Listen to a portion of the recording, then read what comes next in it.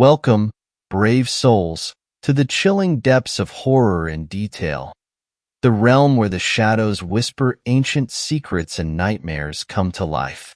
I am your guide through the darkness, and on this channel, we delve into the spine-chilling world of Wendigo horror stories that will send shivers down your spine. First story.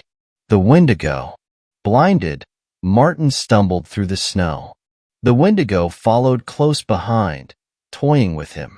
It had just finished devouring the last member of his camp, but was still ravenous for more flesh. They had been without food for nearly a week, maybe more. The cold and hunger made it impossible to be sure. The night before it had taken James. He was the most fragile of the group. Hunger had attacked his will with animalistic ferocity. The native members of the group had fled that evening, disappearing into the white. Evidently, they had sensed this coming. James had been an anxiety-ridden, whiny little pissant for the few days prior, but that evening, as they lit the fire, he had changed. He grew quiet, a wild, vacant stare overtaking his gaunt face. The rest of them just thought him fully spent. Hindsight would mark this as the moment the Wendigo took him. Deep in the bowels of the night, the camp awoke to nerve-rending screams. It was the call of a man being torn apart by the jaws of predators. Some of them had heard it before during bear or wolf attacks.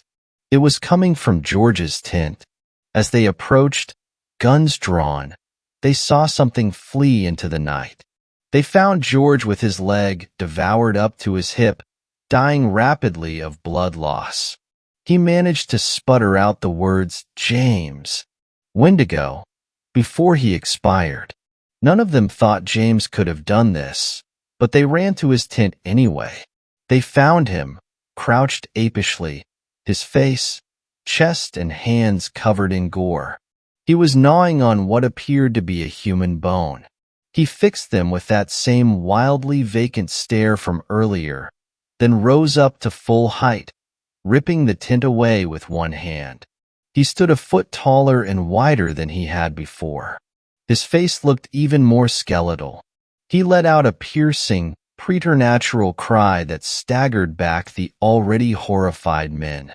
Then he flew forward and attacked. Guns went off, but they either missed or had no effect. He grabbed Henry by the shoulders and bit into his face. The other two men scattered. They both heard the screams and the wet cracking sounds from where they hid. Martin knew there was no hope in running. He rechambered his rifle and prepared for a final stand. He watched in terror as James reappeared in his line of sight, now more than double his previous size. He gathered his nerve, stood tall, and aimed his shot. Just then, he heard Robert's shotgun fire from the other side of the monster. His eyes went black. He dropped the gun and stumbled away into the night. He heard the screams as Robert was torn apart and eaten. Now, stumbling desperately through the snow, he awaited death. He slowed to a stop as he heard a low growl. Hot breath caressed the back of his neck. The knocking continues, the same sharp rhythmic pace. The lock is the only thing keeping them out. The cabin belonged to Sam's great-grandfather and hadn't been used in years. We were miles from civilization and anyone that could help. It started the moment we pulled up. I felt a sense of dread filling my chest as I stared at the cabin bathed in shadows from the trees that surrounded it. I pushed the feeling aside, chalking it up to being so far from everything and everyone. But the feeling didn't disappear. If anything, it got stronger. It was Sam who found it. He'd been looking for fishing gear in the cellar. Instead, he found the jar, stuffed with a folded piece of paper and what looked like a twig. He dumped the contents onto the floor, holding the twig in between his fingers. "It's a bone," he'd said, dropping it into the jar with a clink. "A bone?" Cora asked, crinkling her nose. "A small animal bone, maybe," Sam said. He'd shook the dust from the paper, silently reading. "What's it say?" Matt asked. "Just gibberish," he said, attempting to shove it back in the jar. Cora snatched it, staring at the shaky print. Matt read it out loud over her shoulder. "My wife is not my wife. She ate our dog, crunching his bones in her jaws. She's out there now, still knocking to be let in." There were brown streaks on the paper. Sam put the jar back in the cellar. But the damage, whatever that was, had been done. We'd all felt it, some sort of ominous countdown. Matt was the first to go. At midnight he jumped up, mumbling something about his dog, and ran out into the woods. We tried to explain that he didn't have a dog, but he ran and ran until the darkness swallowed him up. Cora chased after him, screaming his name. Sam left an hour later, swearing he'd heard his little brother calling him. "Seth's been dead 6 years. Sam pushed me when I tried to stop him. I called after him, but he kept running. So I locked the door, sitting on the floor with my back against it. I'd get help in the morning," I reasoned. Then the knocking started. "Let me in," Matt said, but his voice was wrong, like he had a mouthful of gravel. I ignored the knocking, and after a while he left. But the knocking continued. "Kayla," Cora said. I could almost hear her smiling. I stayed quiet, and like Matt, she left, eventually. Sam began knocking a few moments ago. "I'm coming in," he said, his voice like water bubbling in a drain, broken fingernails scratching at the wood. "I have a few hours until morning, but I know I won't make it, because I can hear whatever that thing is behind the door chuckling and an unmistakable jingling sound." That's when I remember that Sam has the keys. Third story. First encounter. Hello again. As I have seen some of you wanted to hear the stories I have to tell, I have on to many to post in just one paragraph, so I'll chop them up and let you guys decide whether or not you want more. I live in a small town in northeastern Pennsylvania that is surrounded by farms and endless forests. As a kid, I spent most of my time fishing for trout or building stick forts. Now I have bonfires and deer hunt. So as you can imagine, I am outside most of the time. At this point, I know almost every paw print or call of the local animals, and I can identify it almost immediately. At the age of 13, I went over to one of my friend's houses for his birthday party, mid-June, alongside another 2 guys. We used to hang out a lot, but after this incident things happened, and we broke apart and went our own ways. Anyways, we were crazy and imaging, exploring abandoned places, and finding paranormal spirits as all the YouTubers did at the time. About 3 miles into the forest, there was an abandoned quarry. All of us were excited to explore it, so we got the birthday boy, his name is Aiden, to lie to his dad and say we're going for a walk through the woods. Aiden's dad said yes, but to not wander off too far, and to pay attention to the trees due to the number of mountain lion sightings in the area recently. Many say they don't live here in Pennsylvania, said to be a boogeyman of sorts, but Eve's seen one with my own eyes, and I can tell you they're here, along with wolves. We geared up and grabbed our phones and knives.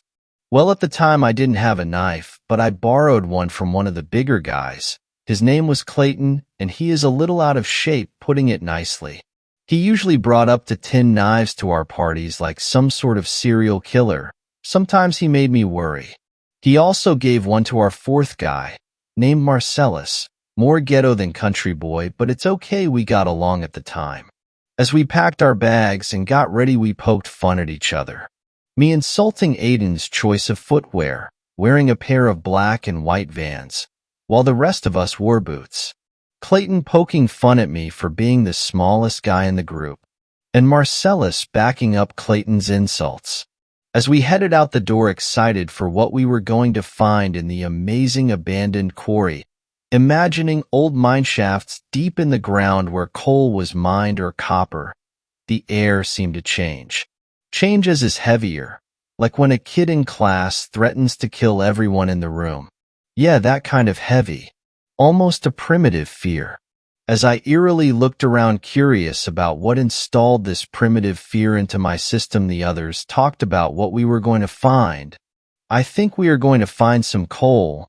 Maybe we can sell it to some local farmer, commented Clayton, in an almost wishful sort of way. It's a quarry, dumb asterisk, not a mine shaft, yelled Aiden, furious with Clayton's idiotic comment. Aiden had a tendency to get angry over the stupidest of mistakes. Even a misspoken word was enough to set him off. Same thing. Mineshaft, quarry. Your mom's asterisk SS. All things worth exploring. Clayton said in a mocking tone. Shut the F asterisk CK up before I rock your world, fat asteriskus. Aiden yelled in rage, almost about to throw a fist and knock his teeth out. As Marcellus calmed both of the down, I zoned out, as we were walking into the woods now after going through on long field. The feeling of dread was getting stronger, and I almost wanted to run. I knew I was being watched. I always know. When someone stares at me in class, I usually look directly at them when I notice the feeling. I started to scan my surroundings. Maple trees, rocks, cliffs, bones, birds, beehives. Wait, bones? I backtracked to where I seen bones and looked a little closer. About 60 yards away at the bottom of a cliff was a dead deer, fresh, blood still on its bones, flesh hanging from its skull. I imagined the thing that could have mutilated it so badly and thought of a 1,000-pound black bear with rabies. Honestly, now I wish it was just a bear. Hey Dib, stick I talking to you. Clayton pegged me with a rock and broke my trance. What? What do you want, man? I said, clearly annoyed. I said, what the hell are you looking at? Clayton barked, irritated that I didn't respond sooner. Nothing. Come on, let's get going. Still another 2.5 miles till we reach the quarry. Nothing exactly exciting happened as we climbed a large hill. I felt the air get heavier and my primal fear clawing its way up my spine as if it's about to dig itself out. Once we reached the top of the hill, there was a level part, still filled with maple and birch trees and some decent-sized rocks. There was a barbed wire fence that led to a clearing, freshly mowed like a field. Aiden commented saying that was his property and his neighbor probably was trespassing again. As we got to the fence, I noticed something red hanging from the fence. A rag or piece of clothing covered in dried blood. And underneath it was a rusted, old knife, with a saw blade on one side and a sharp edge on other. Me and Marcellus argued for a minute about who got the knife, and I gave in and let him have it. We crawled under the fence and walked through the field. Right now, we were only about half a mile away from the quarry. I zoned out again as we walked. No one was talking about anything exciting anyway, and I scanned my surroundings when my fear jumped, almost right out of me. I couldn't place it as I frantically looked around. Something bad, no, something evil was near me and I could sense it. I was at the back of the line, so no one noticed my panic. I went tree to tree scanning for something out of place. And when I got to a birch tree roughly 25 yards away, I saw it. There was a large, lengthy, gray hand wrapped around the tree. I could almost make out claws.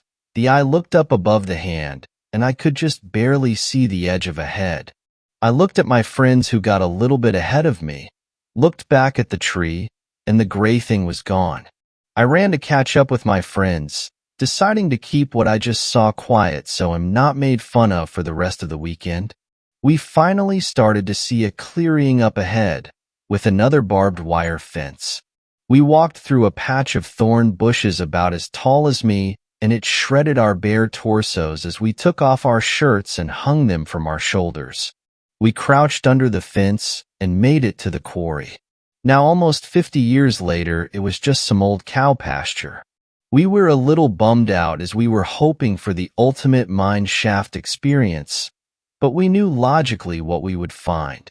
There was this cool little part where the rock was cut out, leaving a 10-foot drop below to the cow pasture. We went over there and screwed around on the cliff.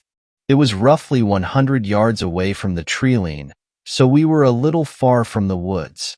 There was a pallet with some perfect cut square rocks in it, and we looked through them fascinated by how precise they were. But in the end, we just left them. Aiden got the idea to take some Instagram pictures, and as we got into position to take photos for our pages, we all spun around towards the woods hearing his dad, but it was off, almost mechanical, startled by how quiet it was. Almost a whisper, but the woods was 100 yards away. My fear crawled its way into me, and I wanted to go home knowing something was wrong. Guys, we need to go, I stated, walking towards the tree line. The others followed. My fear grew stronger and stronger. I scanned the field, then the cliff, then the trees. As I was walking, we were at the tree line, scrambling under the fence. Snap! A branch cracked not too far from us. We all looked. Marcellus still under the fence, and we saw it. 20 yards away was this 9-foot human-like animal. No, not animal. It stood on 2 legs like a human. Its gray skinny arms ended at its knees, and its claws were as big as its hands. It was partially crouched, perching its elbows on its knees, staring at us with its hot, red eyes. Teeth stuck out of its mouth like a piranha with large canines like a dog. Its teeth were an ugly yellow and blackish color, with some blood stains on its top row. We all stood, frozen and staring at this beast. Then its eyes snapped to mine. It made eye contact and twitched. In fear, I let out a gasp. Its eyes perked up as it heard this, as if in pleasure. It slowly stood up, breaking my trance, and I jumped into flight mode. Run! I screamed, making a dash for home. The field only 50 yards away. The creature let out an almost metallic, human, bear-like roar. Its scream filled me with fear, and I could sense the hate in its veins. This monster was primal fear. We ran like hell as it chased after us, dodging left and right, changing direction, tripping it up so it can't catch us. We dove under the barbed wire fence and kept running. I looked back to see it hurdle the fence like it was nothing, hot on our heels, running on all fours. I tripped over a branch and rolled, catching myself, and kept running, but this put me at the back of the line. I felt its hot breath on my back as it ran. It let out another scream, and I jumped off the Narrabee cliff to my right. My friends did the same. It was only a 15-foot drop onto some dead leaves and grass, so we landed somewhat nicely, except I rolled my ankle in the process and Aiden landed his knee on a rock. I looked back and seen I almost landed on the deer corpse from earlier, and that gave me a spark of renewed energy. The tree line was only 300 yards away, and we ran like hell. We heard it screeching and scrambling down the hill at full speed. We vaulted over rocks and slid under fallen trees, and this thing was right on us the whole time, teeth bared and roaring in hatred. I knew the only goal this abomination had was to mutilate us like the deer. We ran and ran. Then it roared again, this time, sounding almost in defeat. We cleared the tree line and ran to the road. We turned back around to see where it was, and it stood in the tree line, almost out of view, but still visible enough to see it. Evan, it croaked, in a voice so unnatural and satanic, almost like the demons in movies, but more metallic. I didn't mention this before, but my name is Evan.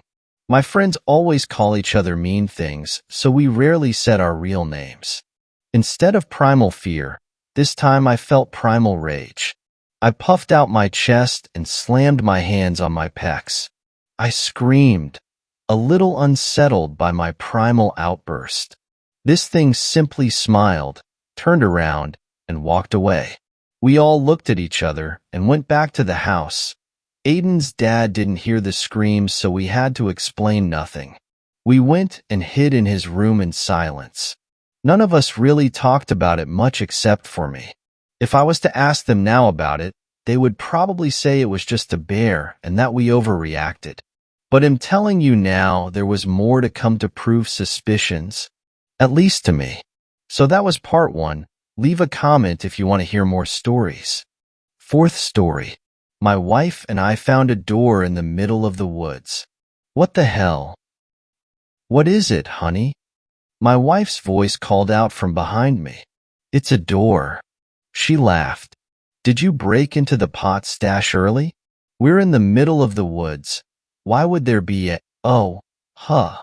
Karen stopped as she saw it, and we stood shoulder to shoulder looking at it. An old wooden door built into the side of a hill in the middle of nowhere. It really is crazy what you can find out on these expeditions sometimes. Huh, honey? She grinned. Should we knock? I shook my head. I'm not really sure I want to meet the kind of person that lives inside a hill. Oh, come on. Karen punched my shoulder. Where's your sense of adventure? Karen strode up to the door and gave it a polite knock. Hello. I'm looking for a Mr. Beard. A Mr. Treebeard? I chuckled as I shook my head. Karen never let me forget the little wonderful things about her that made me fall in love with her. She turned to me in mock disappointment. I don't think anybody's home, honey. She said. All right, come on. I said. We've got enough shrooms for now. Let's find a good place to trip. Are you kidding? God. I married the most boring man in the universe. We've got to go inside. What if someone lives there? What if somebody lives in a hill in the woods? I think the man who built his house underground in a forest will be understanding if we offer to share some of our pot with him. You assume that just because he lives in a hill he smokes pot? I don't know, Karen. That's pretty racist. Racist? Against who? Tree people, obviously. Who else? Karen laughed and punched me in the shoulder again. I feigned being hurt, even though I loved it when she did that. All right, I finally agreed. After all, if I didn't completely ignore common sense sometimes, I wouldn't be married to you in the first place. You're really funny. After I kick you out of the house, maybe you can live with Mr. Treebeard out here in the woods. I chuckled and tried the knob. The door was unlocked. As we pushed it open, we were greeted by a damp, mossy smell. The room inside was pitch black, but it seemed to be made entirely of rock, not dirt like I had expected. Hold on a second, I said, sliding the pack off onto the ground and fumbling around inside for the flashlight. I flipped it on and scanned the walls. What the? The walls were all covered in some sort of nonsensical carvings. It reminded me of when we'd studied Egyptian hieroglyphics in school. What is this, wingdings? Karen joked. I didn't answer. I had gotten the sudden feeling that I was being watched. I swung the flashlight to the back wall, only to discover that there wasn't one. The passage continued on and sloped downwards until the flashlight beam ended on the ceiling about 30 feet away. Karen, I think we should dash. Hold on. What's that? Karen pointed to a dark spot on the floor, and I pointed the flashlight down to illuminate it. It was some kind of black liquid. Motor oil? I joked. But Karen's wasn't joking around. She knelt down to look at the puddle. It's blood, Danny, she said. And look, it's leading down inside. I tilted the flashlight up. She was right. There was a blood trail leading deeper into the cavern. It's probably just an animal, I said. We should go. But Karen was already tying her hair up the way she did at work. She cupped her hands to her mouth. Hello, she called out. I heard the call echo down the chamber, which must have been much larger than we had originally thought. Is anybody down there? Silence. But then, a barely audible call answered.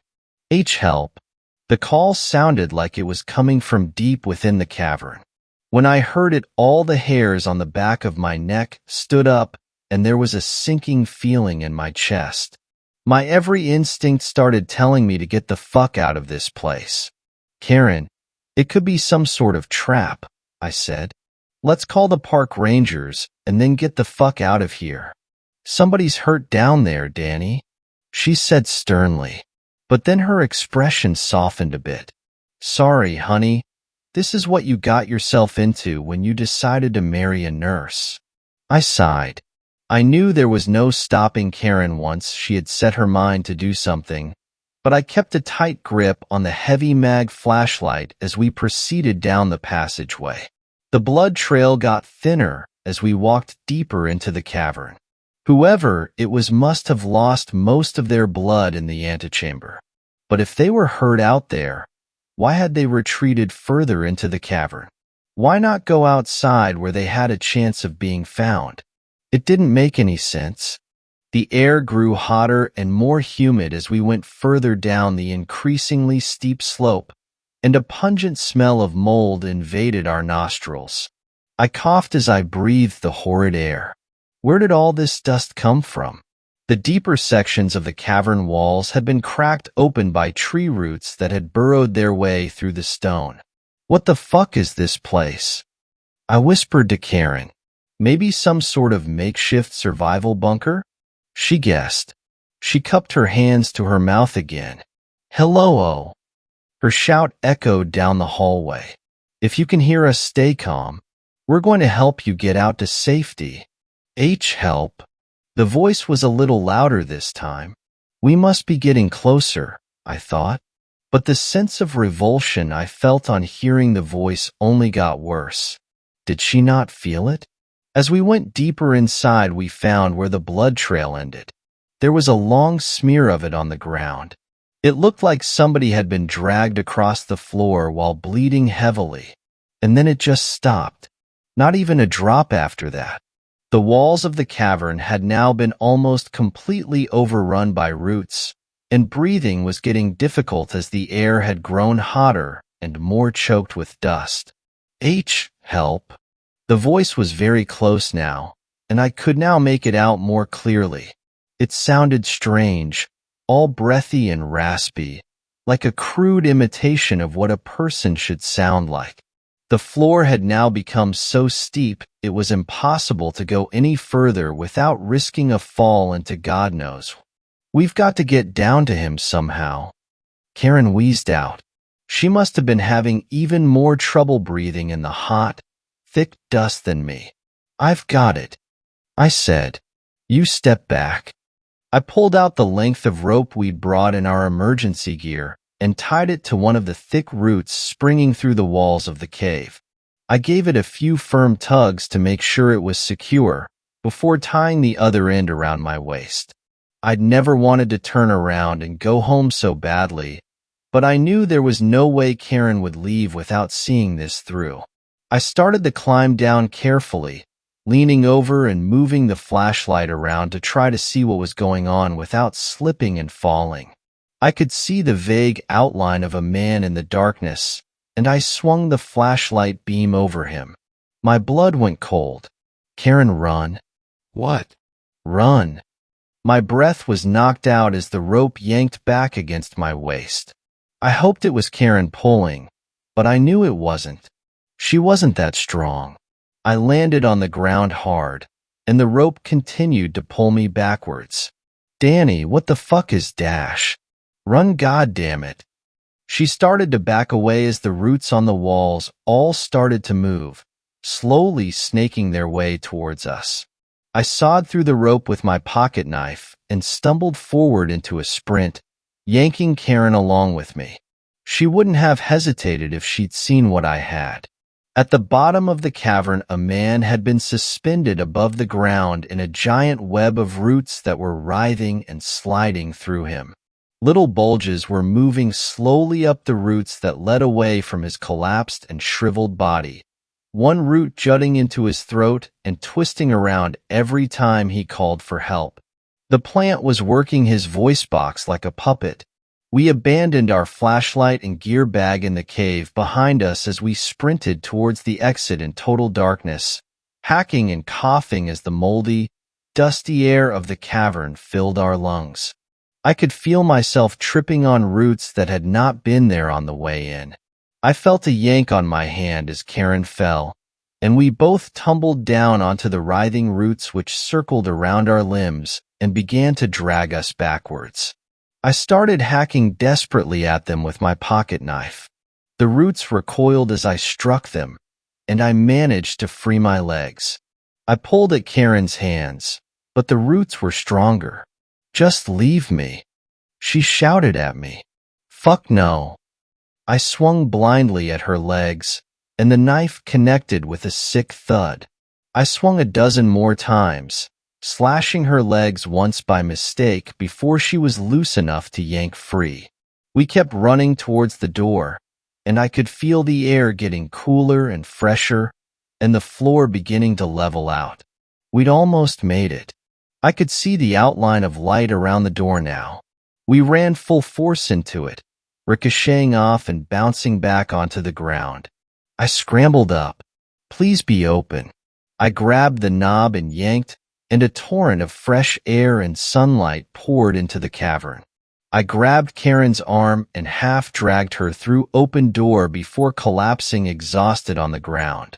"We made it," I gasped out. My chest was heaving up and down as I lay on my back, coughing up all the dust from the cavern air. "Yeah." Karen was bright red with exhaustion, her arms and legs covered in scratch marks. I don't imagine I looked much better. "What the fuck was that?" I said breathlessly, getting to my feet. Karen shook her head. "I don't know, but let's get the fuck out of here." I helped Karen to her feet, and we both stood there panting and coughing with our hands on our knees. Karen coughed something up into her hand. "Danny," she said, showing it to me. It was a small leaf. I watched her face as little green tendrils began to spread out and coil around under her skin, and I realized with horror that it hadn't been dust we were breathing in. It had been spores. Fifth story. Georgia Wendigo encounter. Growing up in the mountains of North Georgia, camping and hiking were things me and my brother did so often it was second nature. So anytime Ryan and I had a break from school, we would head straight for the woods. We packed our gear, let our parents know where we were going, and that was that. No questions asked. We decided to camp about midways through Jack's River Trail in the Cohutta Wilderness, and it's a trail we knew fairly well as we had used to a few times before to practice long hikes. We arrived at the trailhead around lunchtime, parked the car, got our gear out, and headed into the woods. We passed a few hikers as moved along and asked them how the trail looked, and the answer was always the same: wet. Jack's River Trail probably crossed the river 50 times as it went along its 17-mile-plus journey, and with the colder temperatures of late fall settling in, it was harder for the trail to stay dry. We moved deeper into the trail and started to look for a place to make camp. This is where Ryan and I made our first mistake. You see, Ryan and I have this rule. We don't camp near people if at all possible. Call us paranoid, but the last thing we want is for someone to drag us out of our tents and into the woods never to be seen again. So we always camped a pretty decent ways off of the trail and in the area that wasn't popular with overnight camping. Roughly 2.5 hours or so, we found what we thought was the perfect place to set up for the 2 nights that we would be out. We came up to Horseshoe Bend and ventured about half a mile off the trail into a clearing and set up. We built a teepee fire lay for that night and pitched our tents on either side. After setting up and unloading, we decided to walk back to the trail and go exploring around some of many swimming holes Jack's River had to offer. This was during Thanksgiving break, and I remember being surprised at how few people were on the trail. Maybe it was the weather or the fact that this was early in the week, but there didn't seem to be anyone hiking, much less staying the night.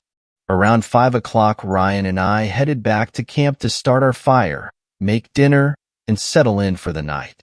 As soon as the sun began to set, the cold rushed in. We added more wood to the fire, sat close, and just enjoyed conversation. Ryan was 2 years behind me in school. I was a senior, and he was a sophomore, but growing up we had always been close. We always hung out in the same groups, played the same sports, had the same hobbies, etc. Around 9, we were settled comfortably around the fire. I had just texted our mom to let her know we were safe and getting ready for bed, and I remember we were talking about dreading going to our grandparents' house for Thanksgiving and having the same awkward conversations we had each year with family we only saw on holidays when things started to get strange. We were no stranger to sounds in the woods, and these woods were full of animals, from deer to black bears, and even the random wild boar. If you were in the woods enough, you learned to distinguish certain sounds, and what we were hearing I can only chalk up to as odd. What Ryan and I heard was what sounded like someone sneaking around slowly just out of eyesight. With an animal walking on 4 legs, you hear a tighter group of steps, but what we were hearing sound very distinct to what a human sounds like when walking slowly or trying to move without making much sound. I remember we both pulled out our flashlights and shone it in the direction we felt the sounds were coming from, but that is what was so weird. Whenever we would fix our lights on a spot, we thought the sound were coming from the location of the sound would suddenly change. It was as if there were multiple people walking around us. That's when the whistling started. At first I thought it was the wind, and I remember thinking maybe the wind is just throwing leaves around, and what we are hearing is nothing but the wilderness around us. Ryan looked at me and asked if I was hearing that. I didn't answer and was trying to focus hard on each individual sound. 2 consecutive notes with roughly a 3 to 4 second gap, and then 2 more consecutive notes. Over and over again. Ryan kept asking if I heard that, and I put my finger to my lips trying to keep him from talking. The fear I felt was incredible. My jaw was tight, my fist clenched, knowing I wasn't ready for whatever was out there if it was anything at all. The whistling continued for what felt like forever, but thinking it through was maybe 5 minutes when Ryan finally yelled out into the darkness, "Hey! Quiet!" The whistling stopped. The crunching of the woods stopped. Nothing.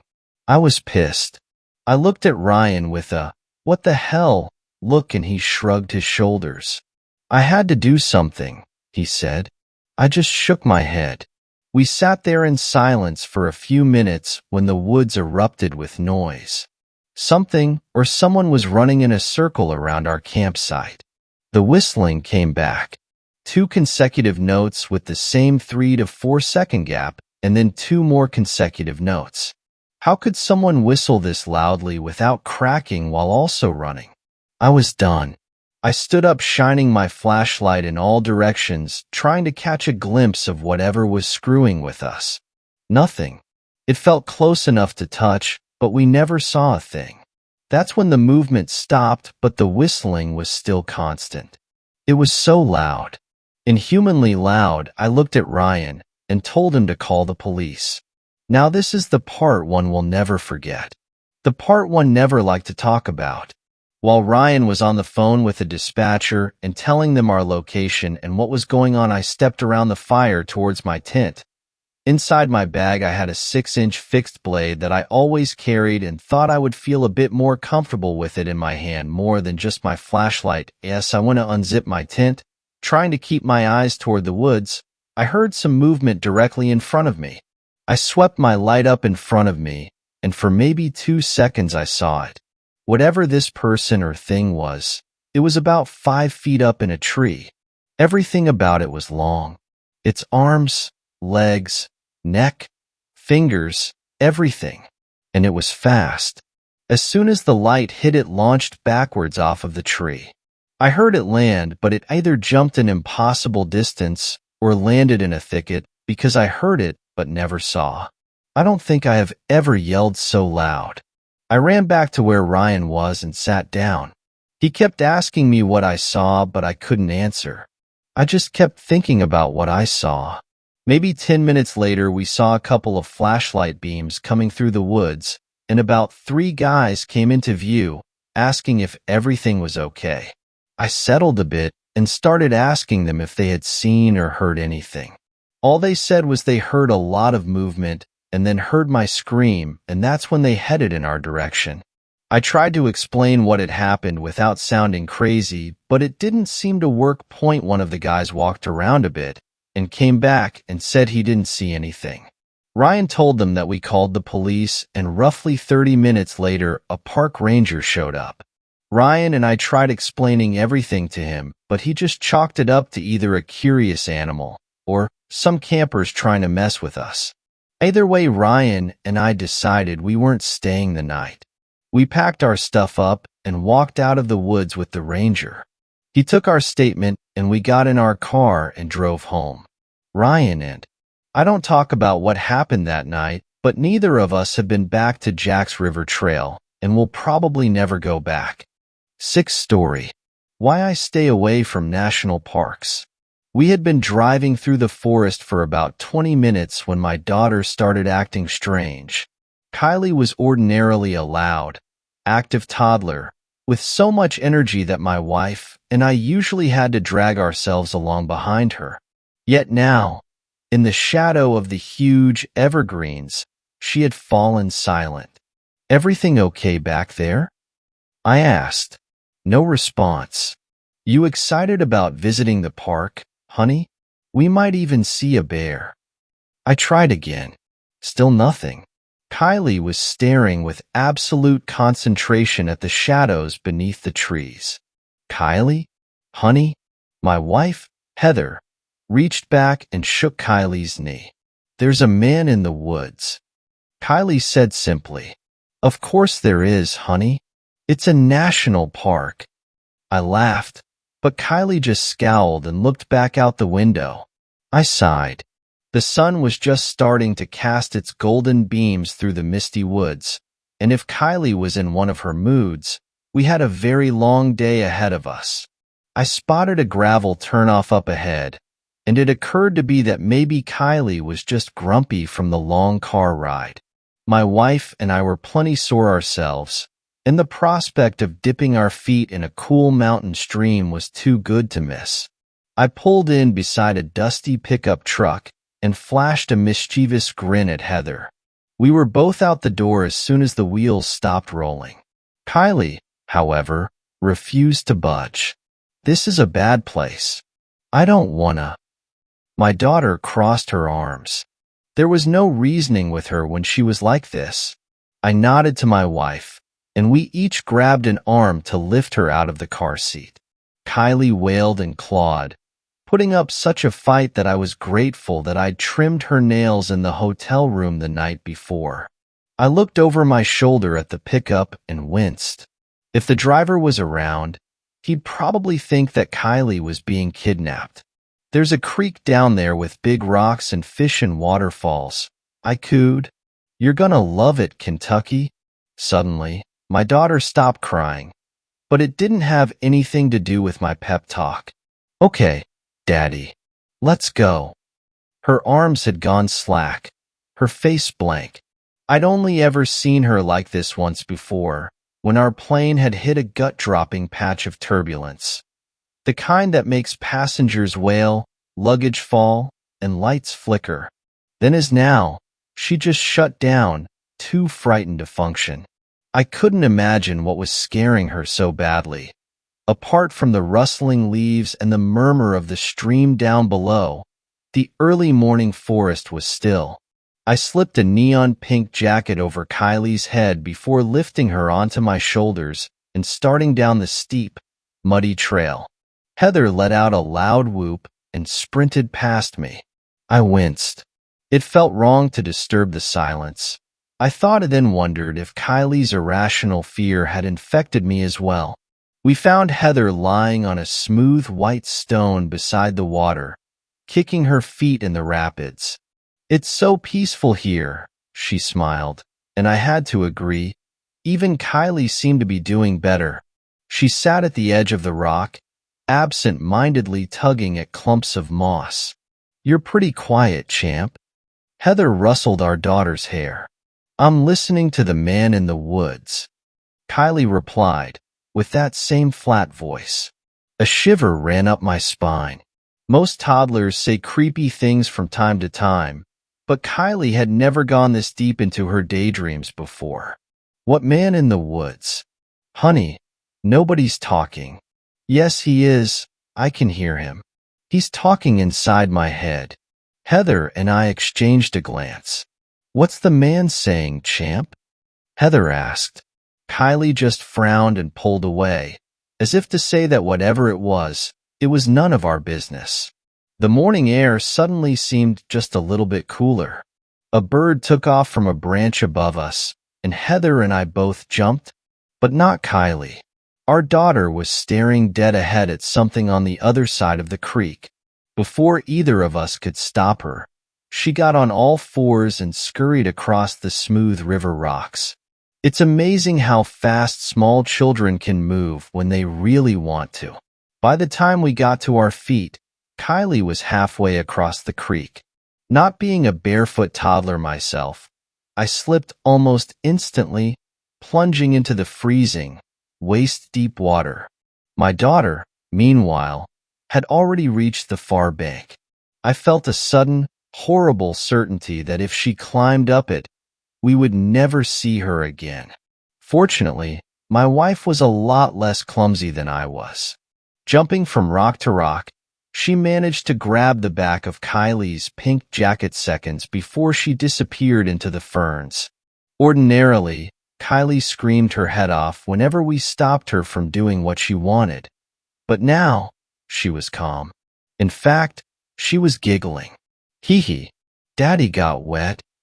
Kylie, it is not okay to run off like that.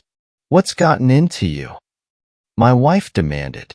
He said it would be funny, our daughter replied, with an all-too-adult sneer in her eyes.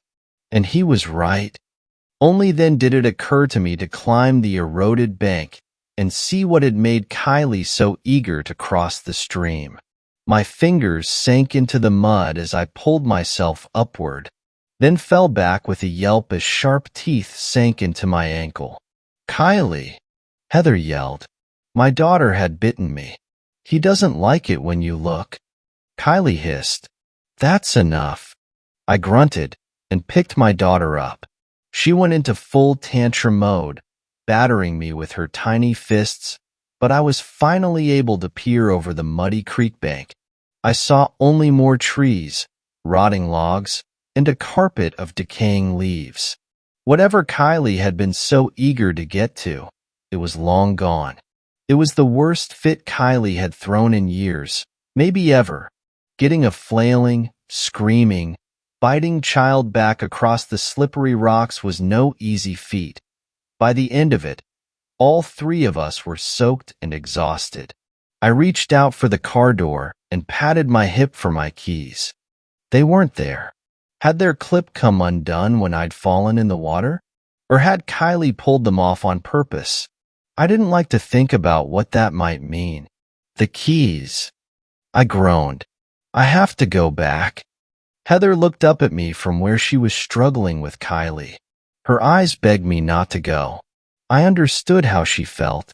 The day had suddenly turned strange and wrong, and all I wanted to do now was get back in the car with my family, drive out of the forest, and forget that any of it had ever happened.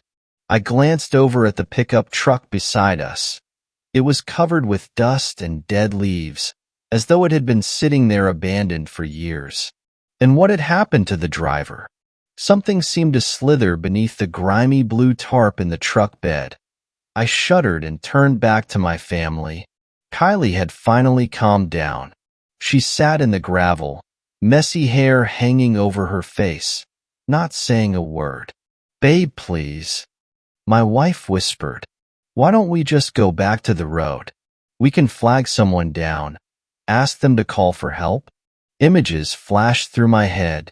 Long hungry hours, waiting for some smug tow truck driver. Yet another bill for my already bloated credit card. Kylie crying non-stop, our vacation ruined. No, I couldn't let that happen. All I had to do was walk back down the trail and grab my keys. So why did that suddenly feel so hard to do? I took a last look around. The winding two-lane road should have been packed, but not a single car had passed by. I could feel my wife's eyes on the back of my neck, pleading with me. Stay, they seemed to say. I'm scared. As much as I wanted to, someone had to get us out of the woods. Shivering in my waterlogged jeans, I stuffed my hands into my pockets and trudged back down the trail.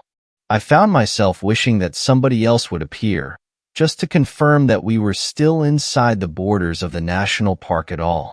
A grimy backpacker, an old fisherman on his way to the creek, anybody other than Kylie's man in the woods. Although I kept my eyes down in search of the keys, I couldn't shake the feeling that I'd look up and find him just in front of me, looking like the Green Knight from some childhood storybook. A mossy beard, a crown of antlers, golden animal eyes. A footstep crunched in the leaves to my left. Glancing up, I saw an enormous stag making its way through the trees. There was something unsettling about the way it moved.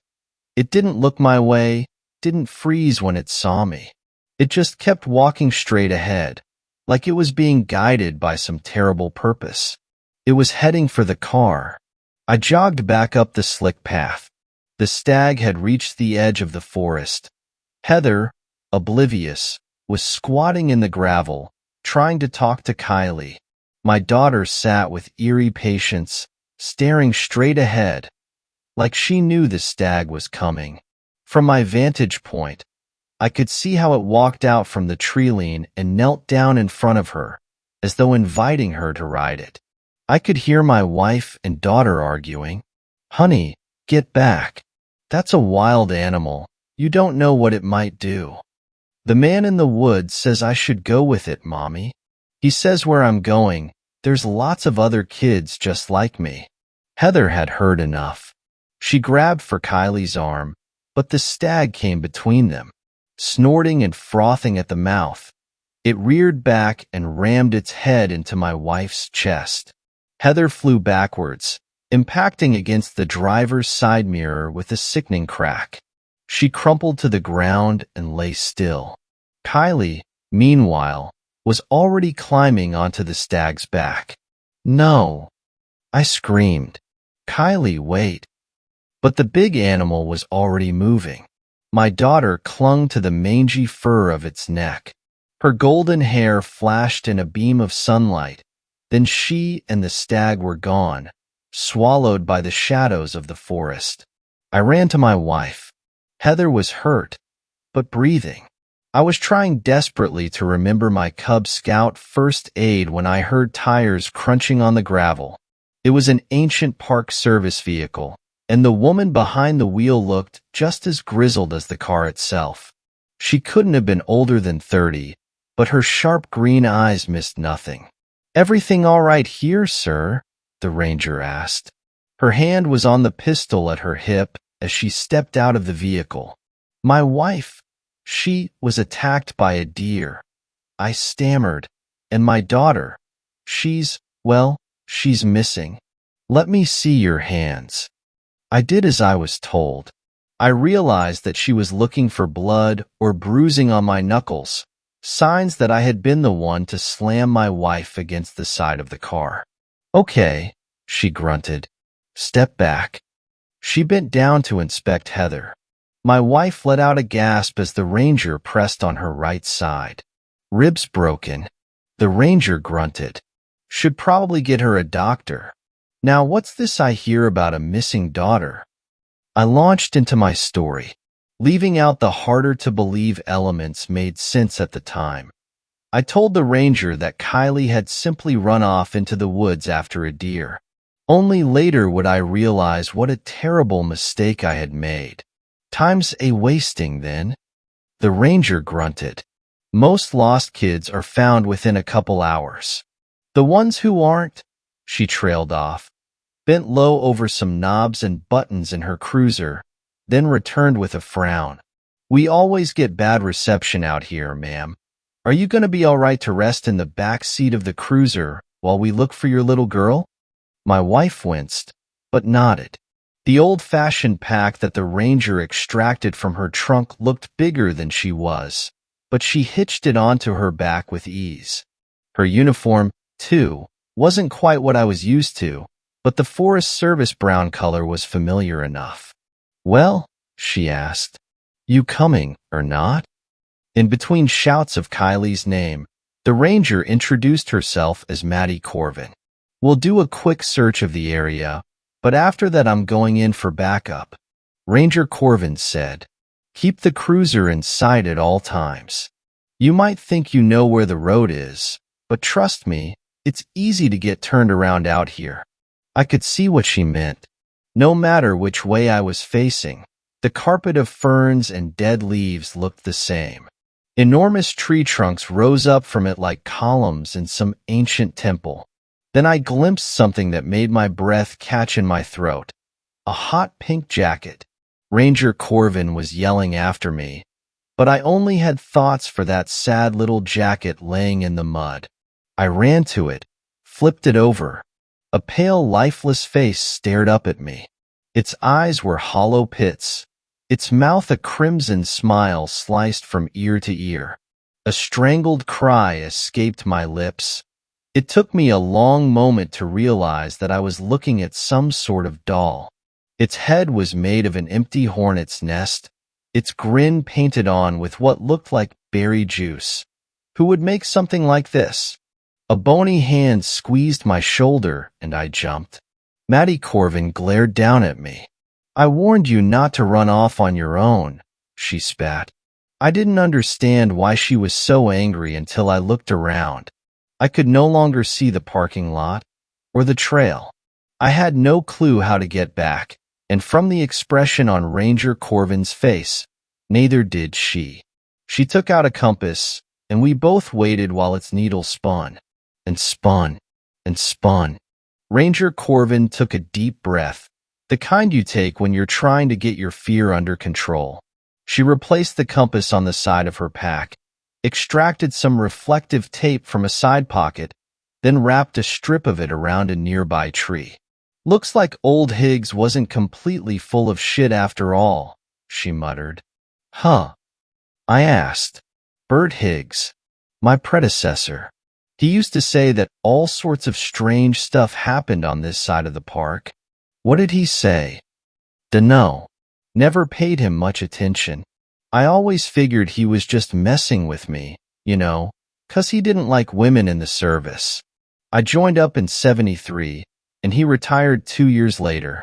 My heart skipped a beat. There was no way that the 30-something woman in front of me had joined the park service in 1973. The unusual uniform, the old-fashioned cruiser and bulky backpack. It was all starting to make sense. What year do you think it is?" "It's 1975. Maddie Corvin stared at me like I was crazy. "Why? What year do you think it is?"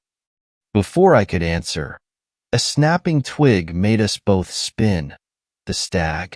I had always considered deer to be harmless, innocent animals. I cried when Bambi's mom died, and hunting had always made me queasy. But there was nothing harmless or innocent about the beast that was staring us down. Foam frothed on its black lips, and its eyes glowed with a hateful, alien light. It stomped at the ground, and that's when I realized it was getting ready to charge. "Look-o you!" Maddie started to yell, but I was already running. The primitive, monkey part of my brain wanted to scramble up a tree, but the branches were too high, and meanwhile, the stag's hoofbeats were closing in. A brown blur passed beside me, Maddie Corvin. She was making for a narrow gap between two of the mossy boulders up ahead. She dived into the narrow, jagged space, and I threw myself in after her. Seconds later, antlers cracked against the rock behind me, then again and again. Ranger Corvin and I had backed as deep into the crevasse as we could. The stag's antlers were too wide for it to pass, but it still gnashed at us with its square herbivore teeth, like it was trying to eat us alive. Blood poured down its forehead, but it kept battering its body against the stone until it finally crumpled to the ground and lay still. Maddie and I looked at each other. She approached and opened one of its tightly closed eyelids with 2 fingers. The eerie light was gone from its eyes. The stag was dead. I asked Maddie if this was normal behavior for the deer around here. She looked at me like she wanted to skewer me on the stag's antlers herself. I could see why she was so frustrated. In our haste to flee the stag, we had completely lost sight of the tape-marked tree. Or so I thought. Even though Maddie had only marked 1 tree, behind us were 6 of them, each indicating that we had come from a different direction. What the hell was going on here? Okay, so the tape isn't going to work, Maddie said numbly. What about the rocks? These boulders had to roll down from someplace. We can follow them uphill until we're high enough to see the road. I squeezed the pink jacket in my hand. Kylie loved exploring, loved looking over the edge of high places. Would she also think to follow the big stones uphill? It was slow going. There was no path through the sea of ferns and enormous trees, no indication of direction apart from the trail of boulders. No birds sang, no squirrels leapt from branch to branch. The quiet made me paranoid. I kept looking over my shoulder when I really should have been paying more attention to what was in front of me. I was about to take another step when I felt a weight on my shoe.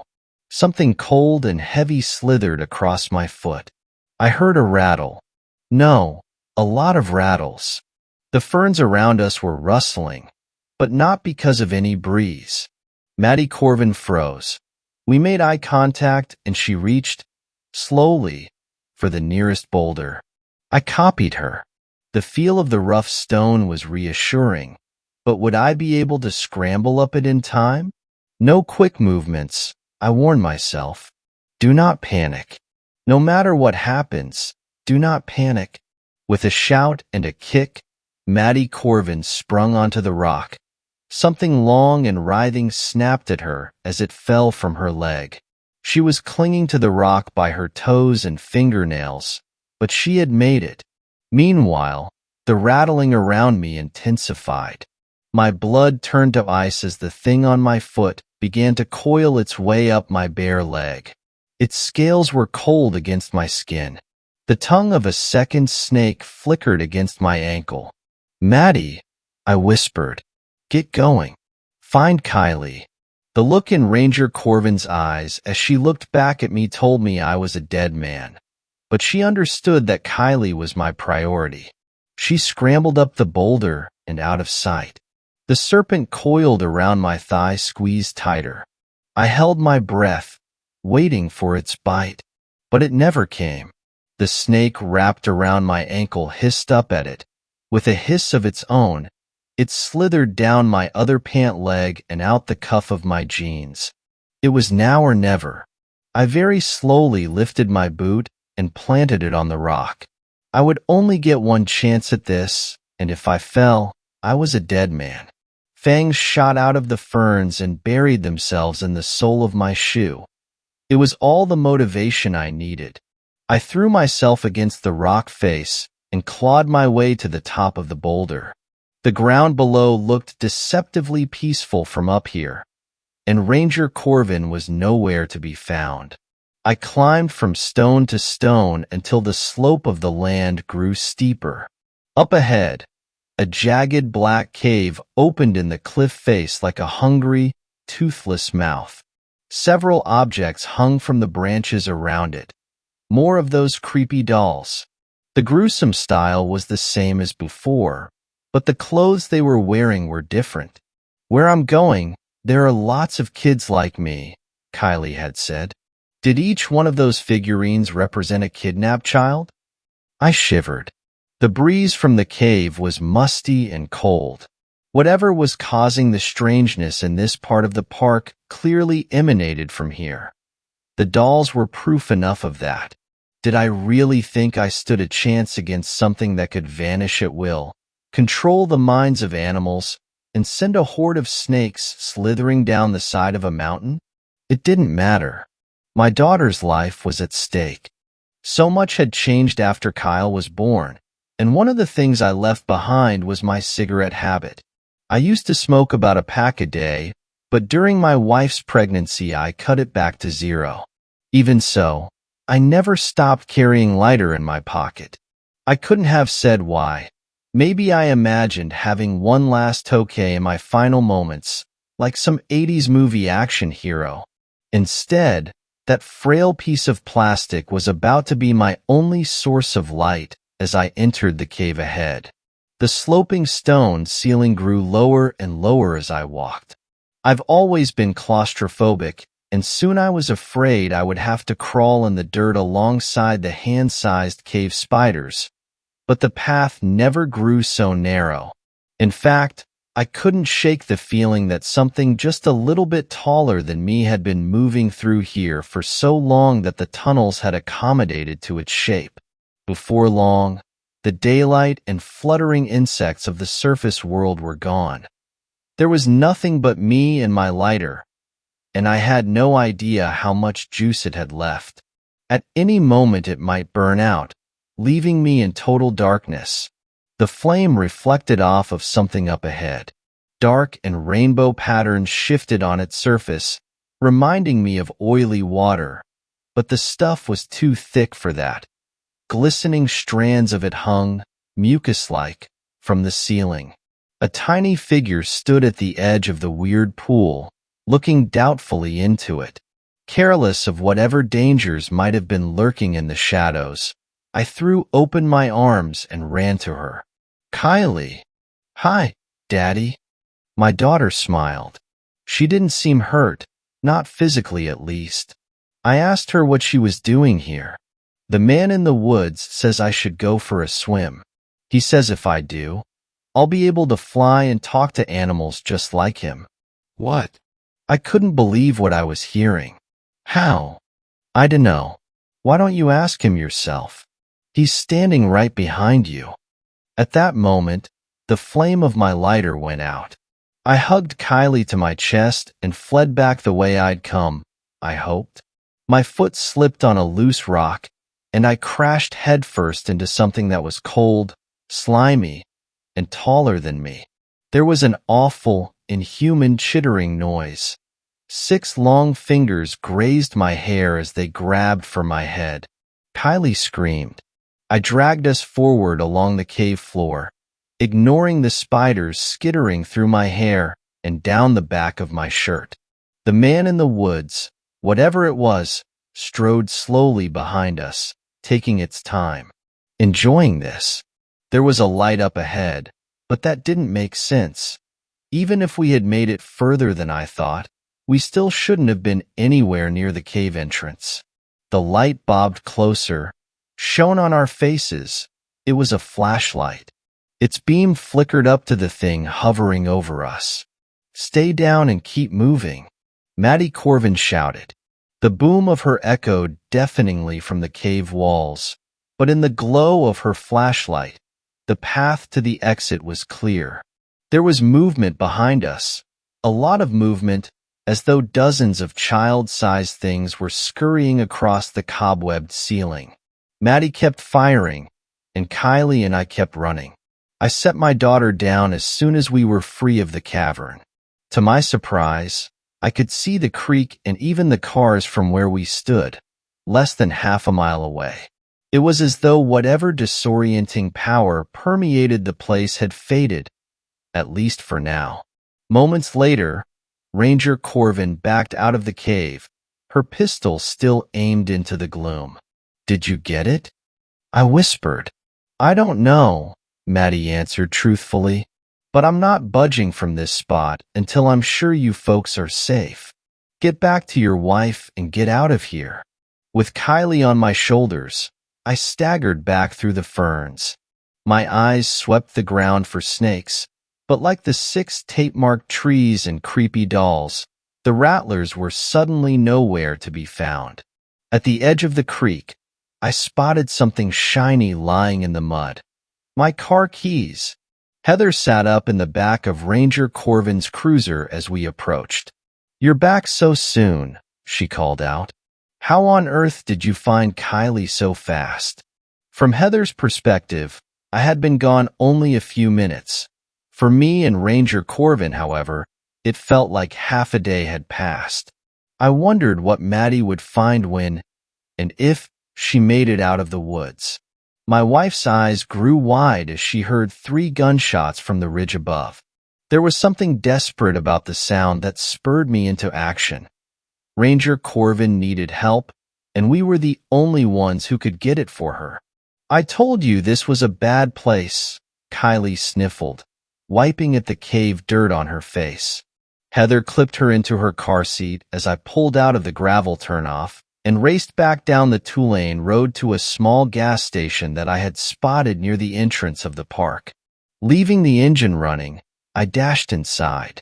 A dusty bell jingled above the door. The place was a 4-pump store that sold overpriced drinks and firewood to tourists, while locals stopped in for bait and coffee. The woman behind the counter dropped a pot of it when she saw me come running in. For Maddie Corvin, almost 50 years had passed, but she recognized me right away. Her Forest Service uniform had been replaced with a yellow gas station polo shirt, and her hair had gone gray, but her bright green eyes had lost none of their sharpness. I had no doubt that the woman at the cash register was the same person who had saved my daughter and I from certain death only hours before. "You," she grunted, in a voice roughened by years of booze and cigarettes. "I always wondered if you would ever come walking through that door. After what happened, it's the only reason I stuck around here." When Maddie had emerged from the woods back in 1975, raving about missing children and missing time, there had been no proof to back up her claims. My family and I were nowhere to be found, and she wasn't able to locate the cave or the grotesque dolls again. The Park Service let her go less than a month later, citing mental health concerns. She had worked here at the gas station ever since, listening to the tales the locals told about odd animal behavior and unexplained sightings at the gravel turnoff by the creek. I warn the tourists about the place. I tell him that there's a dangerous bear in the area. It's easier than the truth, and who knows, maybe some of them listen. Out in the car, Kylie was getting antsy, squirming and kicking in her car seat. She'd been through so much. I made a point to grab a few of her favorite snacks from the gas station shelves, but when I went to pay, Maddie waved me away. "It's on the house," the ex-ranger smirked. "I don't know how to thank you." "Forget about it. It's ancient history. You really want to thank me? Spread the word. Let people know that if they notice kids or animals acting strange in the woods, it might be the only warning they get." I promised that I would. She waved as we pulled out of the parking lot, standing just as tall and strong as she had been in the moment we met. I hoped that whatever was lurking among the tall trees behind the gas station would allow her to live out the rest of her days in peace. I hoped, too, that I wasn't taking a part of it out of the park with me. Kylie was munching contentedly on a chocolate donut in the back seat, but when I glanced at her in the rearview mirror, her bright green eyes flashed up to meet my own. "Keep driving, Daddy," her voice said inside my head. "Keep driving, and act like you don't know." 7th story. A blank-faced man with antlers. When I was dating this girl back in high school, we had similar dreams on the same night. I had just come home from her house, about an hour drive apart, and had fallen asleep. I had a terrible dream that night about a blank-faced man in a black coat with no face and antlers. To start off, I don't have many nightmares that I remember or dream about. This one has stuck with me for about 4 years now, though. The dream was about me driving home, my now ex-girlfriend at the time sitting in the passenger seat. We had pulled up on a truck. The thing was that the truck was exactly like mine. An old white single-can short bed 97 Chevy Cheyenne. I got out to investigate the truck, but when I did, it started rolling away. I looked behind me to see that my initial truck has disappeared, and in its spot stood this creature. It was standing there. I took off after my truck, which was still rolling, except now my clothes that I had from my closet at my house were scattered on the road. He kept saying to me, "Hat, hat, hat," as if he wanted the hat on my head. Now I wore caps all the time. I was basically never seen without one, but he was calling out to me and wanted the hat off my head. Eventually, I caught up to my truck with the entity or creature still the same length away, still calling out to me. When I opened the door to my truck, I was taken to a cluttered room, as if being spawned into another dimension. It was like a maze of just junk, and directly behind me was the no-faced, black coat, antlered creature. It reached for me, wanting, this time screeching and yelling that it wanted my hat. I ran through this maze for what felt like hours on end with the thing directly behind me. I reached a door after running through this place, only to hear crying on the other side. The crying was of my girlfriend at the time, little cousin. I heard the similar crying that very night before I headed home from her house, simply because she didn't want to go to bed. As all little kids cry about, she was crying for my girlfriend's name, just crying out, "Jacqueline, Jacqueline," and for no other reason. Without thinking, I opened the door, just as this thing started reaching out for me with a misty, almost smoky-colored hand, and that was it. I woke up with cold sweats, and instantly called my girlfriend at the time. This is where it gets weird. She had just had a nightmare too about the same exact creature. Expect hers was just about getting to her little cousin. The whole time she was on one side of the door, beating at it, scratching at it, as her cousin was yelling at her to help her because there was this man on the other side of the door. She opened the door after what she said felt like hours of beating at the entrance, and he was standing there with her cousin, like his black smoky hands wrapped around her face. The only word he said to her was hat. When I called her, she was crying and telling me she thought her cousin had been taken, and she kept seeing this creature-like man with no face and antlers. Before I even got a word out, I explained to her what my nightmare was about. Basically just being pursued by this man. We both agreed to never talk about it again, then eventually broke up about a month later due to distance issues and high school drama. I just don't know what happened that night. I don't know why we dreamed the same person wanting the same thing. Has there ever been similar instances of a no-faced man with deer antlers appearing in your dreams? If I can reconnect with her about this, I will, but it's been 5 years. I'll try to answer any questions y'all have. It sounds stupid, and it really, really is. Why would this thing want a hat, and why would he chase us through nightmares? There was no special connection with me and her cousin, and any old hat can't have some kind of connection like that. Why the hell was I chased over a hat?